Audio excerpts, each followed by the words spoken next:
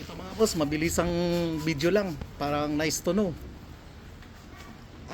Ang mga kapasitor natin, wag natin kahit sa mga electric fan, kahit sa mga fan motor, wag nyo itapon, magagamit 'yo yan.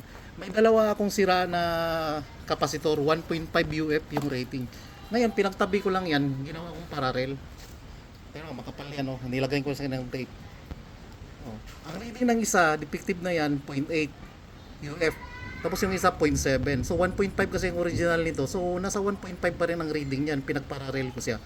Ito, mabilisan lang to. At saka, paraan lang to. Paraan lang to para gagana yung gamit natin. Katulad ngayon, yung welding machine. Fan yan ng welding machine. May welding kami ngayon. So, hindi pa ako makabili. So, ginawan ko lang ng paraan para magamit namin tong welding machine. So, ito ngayon. Kasi wala siyang fan. Ipanda rin ko. Halika. Tumatan mo dito. Oh. Naka 1 minute na ba? 1 minute na sir.